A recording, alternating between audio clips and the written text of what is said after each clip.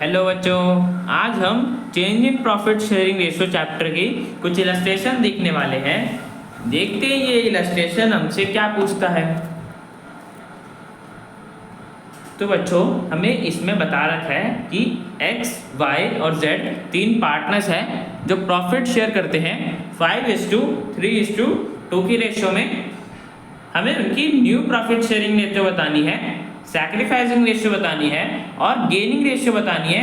In each of the following cases कुछ case दे रखे हैं, हमें उनमें कैलकुलेट करना है न्यू प्रॉफिट शेयरिंग रेशियो कितनी है, सैक्रिफाइसिंग रेशियो कितनी है और गेनिंग रेशियो कितनी है। तो बच्चों करते हैं। सबसे पहले केस 1 में हमें बोला हुआ है कि नए एग्रीमेंट के हिसाब से Z 1/5 शेयर लेगा X से। फ्रॉम बोला बच्चे, फ्रॉम का मतलब से। तो बच्चों जब भी फ्रॉम बोला होता है तो हम जो शेयर होता है उसे माइनस करते हैं। Z 1/5 शेयर लेगा X से, ठीक है बच्चों। X का शेयर बच्चों देखो ओल्ड प्रॉफिट शेयरिंग रेशियो ये है, ठीक है। X का शेयर निकालो तो प्लस करोगे नीचे डिनोमिनेटर में 10 आ जाएगा, तो x का शेयर कितना होगा 5/10। मतलब जो x का अभी शेयर है, एग्जिस्टिंग प्रॉफिट शेयर कितना है x का 5/10, ठीक है। उसमें से z 1/5 ले रहा है। 1/5 को बच्चों आप 2/10 भी लिख सकते हो, अगर मल्टीप्लाई करोगे डिनोमिनेटर से 2/10 भी लिख सकते हैं, दोनों सेम है। और अभी मैंने बताया तो कि जब भी फ्रॉम बोला हो तो हम माइनस करते हैं। तो 5/10 में से अब 1/5 को माइनस करो या 2/10 को माइनस करो, सेम ही रिजल्ट आएगा। माइनस करने पे बच्चों हमारे पास न्यू प्रॉफिट शेयरिंग रेशियो आ जाएगी x की 3/10। मतलब x को अब न्यू प्रॉफिट शेयर 3/10 है, ठीक है बच्चों। y का 3/10 है, y के में कोई चेंज नहीं हुआ, ठीक है, तो y का सेम ही रहेगा 3/10।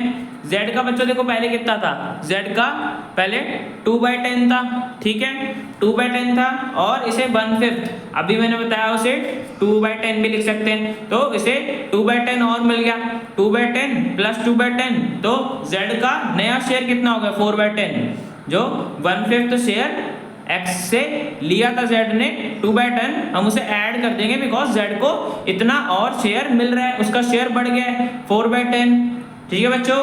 अब देखो डिनोमिनेटर तीनों पार्टनर्स के 10-10-10 प्रॉफिट शेयरिंग रेशियो के तीनों डिनोमिनेटर सेम है, तो हम जो न्यूमरेटर वाला पार्ट है वो लिख सकते हैं और वही हमारी न्यू प्रॉफिट शेयरिंग रेशियो हो जाएगी 3:3:4, ठीक है बच्चों।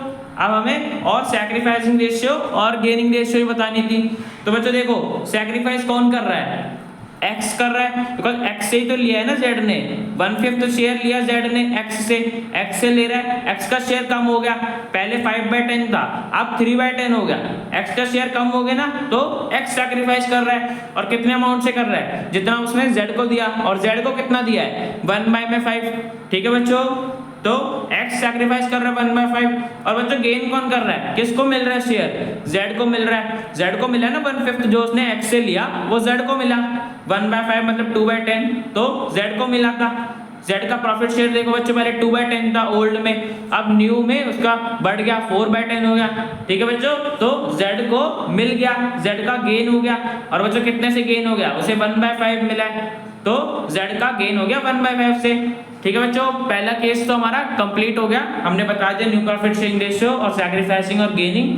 दूसरा केस देखते बच्चों, न्यू एग्रीमेंट के हिसाब से z 1/5 शेयर लेगा इक्वली x और y से। मतलब 1/5 शेयर का आधा x देगा z को और जो 1/5 शेयर z को मिलेगा उसका आधा y देगा। मतलब दोनों पार्टनर्स हाफ हाफ शेयर देंगे 1/5 का z को, ठीक है बच्चों। पिछले वाले केस में z सिर्फ एक पार्टनर से ले रहा था, अब z दोनों पार्टनर से ले रहा है इक्वल रेशियो में, ठीक है बच्चों। तो करते हैं केस 2 भी। तो बच्चों देखो ये इनका एग्जिस्टिंग प्रॉफिट शेयर था, मतलब ओल्ड प्रॉफिट शेयर रेशियो के हिसाब से x का 5/10 था, y का 3/10 था और z का 2/10 था, ठीक है बच्चों। अब z ने x और y से 1/5 शेयर लिया और बच्चों कैसे लिया है, इक्वली लिया है, मतलब इक्वल रेशियो में लिया है, 1:1 की रेशियो में लिया है, आधा आधा दिया है, आधा x ने दिया और आधा y ने दिया, तब जाके z को 1/5 मिल गया, ठीक है बच्चों। तो 1/5 का आप आधा शेयर निकालोगे मतलब 1/5 मल्टीप्लाई 1/2 तो 1/10 आएगा। x के शेयर में से माइनस कर देंगे बिकॉज x को z को दे रहा है, ठीक है। तो माइनस करोगे, एग्जिस्टिंग उसका पुराना 5/10 था, उसमें से z को 1/10 दे दिया x ने, तो इसका शेयर कम हो गया। अब हमने माइनस करा तो x का न्यू प्रॉफिट शेयर आ जाएगा 4/10, ठीक है बच्चों। x का नया प्रॉफिट शेयर आ गया 4/10। ऐसे ही सेम y का निकाल लेंगे। y का पिछला ओल्ड प्रॉफिट शेयरिंग रेशियो के हिसाब से 3/10 था, उसमें से 1/5 का आधा y ने दिया z को, और 1/5 का हाफ कितना होता है, 1/10 होता है। z को दिया है तो इसका शेयर कम होगा, इसलिए हमने 1/10 माइनस कर दिया इसके में से। z को दिया ना y ने, आधा दिया 1/10, तो बच्चों पहले 3/10 था, अब उसने 1/10 दे दिया, तो माइनस करने पे बच्चों कितना बचेगा, 2/10 बचेगा। अब y का न्यू प्रॉफिट शेयर हो गया 2/10, ठीक है बच्चों। ऐसे ही z का निकाल लेंगे। z का 2/10 था ओल्ड, उसमें से 1/10 उसे x से मिला और 1/10 y से मिला, मतलब टोटल उसे 2/10 मिल गया। पहले इसका 2/10 था, अब बच्चों ऐड करोगे तो z को 4/10 मिल गया, ठीक है बच्चों। तो हमारे पास न्यू प्रॉफिट शेयरिंग रेशियो आ गई तीनों पार्टनर्स की 4:2:4, ठीक है बच्चों। अब आप इसे रिड्यूस भी कर सकते हैं सिंपलेस्ट फॉर्म में, 2 से रिड्यूस करोगे तो 2:1:2 आ जाएगी न्यू प्रॉफिट शेयरिंग रेशियो तीनों पार्टनर्स की। और बच्चों सैक्रिफाइसिंग रेशियो निकाल लेते हैं। x और y दोनों इक्वली दे रहे हैं, 1/10 दे रहे हैं दोनों, तो 1:1 हो जाएगा, ठीक है बच्चों। ऐसे ही z का निकाल लेंगे। z को मिल रहा है 2/10 मिल रहा है, तो z का गेन हो रहा है 2/10 से, ठीक है बच्चों। तो हमने सैक्रिफाइसिंग गेनिंग सबकी निकाल ली। अब बच्चों थर्ड केस पे चलते हैं। थर्ड केस में बता रखा है कि हमें x, y और z तीनों पार्टनर डिसाइड करते हैं कि वह फ्यूचर में प्रॉफिट और लॉस इक्वली शेयर करेंगे, इक्वल रेशियो में शेयर करेंगे। तो बच्चों हमें इनकी सैक्रिफाइसिंग और गेनिंग निकालनी है, तो बच्चों निकालते हैं। देखो बच्चों इनकी एग्जिस्टिंग इतनी थी, x की इतनी थी, y की इतनी थी, z की इतनी थी, और न्यू प्रॉफिट शेयरिंग रेशियो में इक्वली बता रखी है, मतलब तीनों की 1/3 हो गई, 1/3, ठीक है बच्चों। अब x का हम निकाल सकते हैं कि x सैक्रिफाइस कर रहा है, गेन कर रहा है, तो बच्चों उसके ओल्ड शेयर में से न्यू शेयर को माइनस करोगे तो आपके पास आ जाएगा सैक्रिफाइस कर रहा है या गेन कर रहा है। तो 5/10 में से 1/3 को माइनस करोगे तो बच्चों हमारे पास 5/30 आएगा। और बच्चों पॉजिटिव में आता है, जब भी मैंने बताया जब भी पॉजिटिव में आए तब पार्टनर सैक्रिफाइस करता है, उसका शेयर कम हो गया है, जो ओल्ड था वो ज्यादा मिल रहा था, न्यू कम मिल रहा है, ठीक है बच्चों। x का हो गया। अब ऐसे y का पिछला ओल्ड 3/10 था, न्यू 1/3 था। अब बच्चों माइनस करोगे तो इस बार माइनस में आ रहा है, -1/30। और बच्चों मैंने बताया हुआ है जब भी माइनस में आए तो पार्टनर गेन करता है। अब पार्टनर को जो न्यू प्रॉफिट शेयर मिल रहा है वो ज्यादा मिल रहा है ओल्ड वाले से, और बच्चों कितना ज्यादा मिल रहा है, 1/30, ठीक है बच्चों। z का भी निकाल लेते हैं। z का प्रीवियस ओल्ड 2/10 था और न्यू 1/3 था।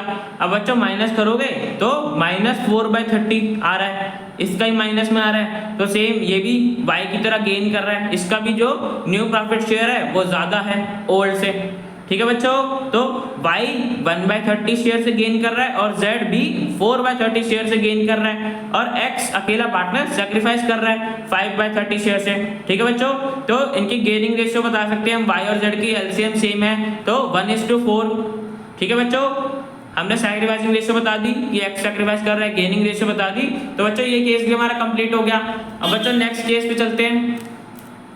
तो बच्चों नेक्स्ट केस में क्या बोला हुआ है कि नए एग्रीमेंट के हिसाब से z 1/5 शेयर लेगा x का और 1/6 शेयर लेगा y का। अब बच्चों देखो यहाँ पे ऑफ बोला हुआ है, ऑफ का मतलब मल्टीप्लाई, जब फ्रॉम बोला होता है तो हम माइनस करते हैं, जब ऑफ बोला होता है तो मल्टीप्लाई करते हैं, ठीक है बच्चों। तो केस 4 में भी निकालते हैं इनका। बच्चों देखो प्रीवियस ये था, x का इतना था, y का इतना था, z का इतना था। अभी मैंने बताया 1/5 लेगा z, 1/5 लेगा x का, ठीक है बच्चों, और 1/6 लेगा y का। तो x का शेयर कितना है 5/10, मतलब z उसका 1/5 लेगा, तो 5/10 मल्टीप्लाई 1/5, मल्टीप्लाई बच्चों मैंने बताया अभी ऑफ बोला हुआ है, तो मल्टीप्लाई करोगे तो x इतना शेयर देगा z को 1/10, और ऐसे ही y का प्रीवियस 3/10 था, उसका 1/6 लेगा, मतलब उसका 1/6 पार्ट z को मिलेगा, तो 3/10 मल्टीप्लाई 1/6 तो 1/20 आया, ठीक है बच्चों। x इतना देगा और y इतना देगा, टोटल बच्चों z को कितना मिलेगा, अगर हम दोनों को प्लस कर दें, x से इतना मिल रहा है, y से इतना मिल रहा है, तो टोटल z को कितना मिल रहा है 3/20 मिल रहा है, ठीक है बच्चों। अब हमें पता चल गया कि z को टोटल कितना मिल रहा है, तो हम न्यू प्रॉफिट शेयरिंग रेशियो और सैक्रिफाइसिंग रेशियो निकाल सकते हैं। तो बच्चों निकालते हैं। इनकी प्रीवियस तो ये थी 5:3:2, ठीक है बच्चों। सैक्रिफाइस और गेन प्रॉफिट शेयर अभी हमें पता चल गया कि x इतना दे रहा है 1/10 ये दे रहा है, तो इसके शेयर में से माइनस कर देंगे, 4/10 आ जाएगा x का नया शेयर, ठीक है बच्चों। और ऐसे ही y का 3/10 था प्रीवियस, उसमें से y अभी हमने निकाला कि 1/20 देगा अपने हिस्से का, 1/20 देगा, तो माइनस करने पे 5/20 आ रहा है y का न्यू प्रॉफिट शेयर। और z का 2/10 प्रीवियस था, उसे 3/20 मिल रहा है x और y से। तो बच्चों प्लस करोगे तो हमारे पास z का न्यू शेयर आ जाएगा 7/20, इसे मिल रहा है तो हमने प्लस कर दिया, और x और y दोनों देंगे तो हमने इनके प्रॉफिट शेयर में से माइनस कर दिया, ठीक है बच्चों। तो हमारे पास न्यू प्रॉफिट शेयरिंग रेशियो आ गई। अब बच्चों देखो y और z का जो प्रॉफिट शेयर है उसका डिनोमिनेटर 20 है, जो x वाला है उसके अकेले का डिनोमिनेटर 10 है, तो हम इसका भी सेम कर लेते हैं, 2 से मल्टीप्लाई कर देंगे तो 8/20 हो जाएगा, ठीक है बच्चों। अब डिनोमिनेटर सेम हो गया तीनों पार्टनर के प्रॉफिट शेयर का, तो हम प्रॉफिट शेयरिंग रेशियो बता सकते हैं न्यूमरेटर से 8:5:7, ठीक है बच्चों। z हमारा गेन कर रहा है 3/20 से, x और y दे रहे हैं, और x और y कितना कितना दे रहे हैं, 1/10 ये दे रहा है, 1/20 ये दे रहा है, तो ये दोनों सैक्रिफाइस कर रहे हैं, z गेन कर रहा है। और बच्चों x और y कितना सैक्रिफाइस कर रहे हैं, ये देखो y का 1/20 मतलब y के डिनोमिनेटर में 20 है, तो इसका भी सेम कर लेते हैं, 2 से मल्टीप्लाई करोगे तो 2/20, तो हमारे पास सैक्रिफाइसिंग रेशियो आ जाएगी x और y के बीच में 2:1 की। इस रेशियो में सैक्रिफाइस कर रहे हैं, और z का हमें गेन तो पता ही है 3/20, ठीक है बच्चों।